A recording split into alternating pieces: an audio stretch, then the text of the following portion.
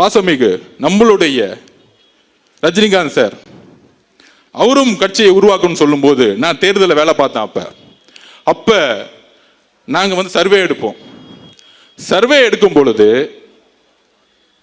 அவர் கட்சி ஆரம்பிக்கணும்னு சொன்ன உடனே காமிச்சது 18%. நான் உண்மையை சொல்றேன், எடுத்த உடனே 18% காமிச்சிச்சு. அது அவருக்கு தெரியுமான்னு தெரியல. அப்ப நான் களத்தில் வேலை பார்த்துட்டு இருக்கேன். இப்போ 18% எடுத்த உடனே திமுக பயம் வந்துருச்சு. அப்ப என்ன மாதிரி போலி கருத்துக்களை உருவாக்கணும், இதை தான் நான் மிரட்டல்னு சொன்னேன்.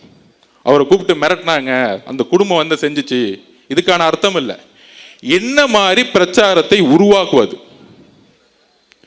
என்ன மாதிரி அவதூறு சொற்களை உருவாக்குவது.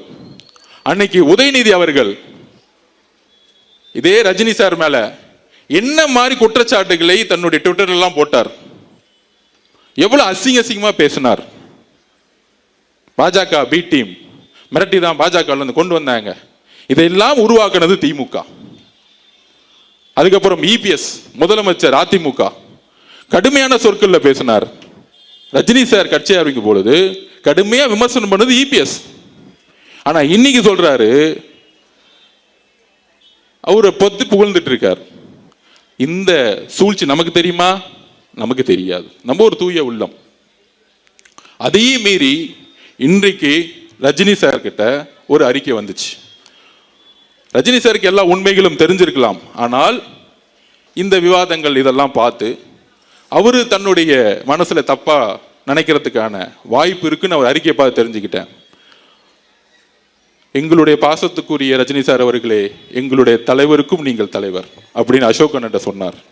எங்களுடைய தலைவருடைய நிலைப்பாடும் தான் எங்களுடைய நிலைப்பாடும். அப்ப இந்த சூழ்ச்சிகளுக்கெல்லாம் ஏன் நடந்துச்சுன்னு சொல்லக்கூடிய இடத்துல நான் இருக்கிறேன். தூத்துக்குடியோடைய என்னுடைய தங்கை கற்பழிக்கப்பட்டு இன்னைக்கு செத்து போய் 6 நாள் ஆகியும் அவனுடைய குடும்பம் இன்னைக்கு நடுரோட்ல நின்றுட்டு இருக்கு. இதை திசை திருப்பதுக்கு தான் இந்த பிரச்சாரம். இந்த திசை திருப்புல இருந்து இதுக்கான விஷயத்தை நான் பதிவு பண்ணணும்னு நினைச்சேன். அதான் இன்னைக்கு பதிவு பண்ணேன். இந்த கடிதத்தில், இந்த அறிக்கையிலிருந்து பாசத்துக்குரிய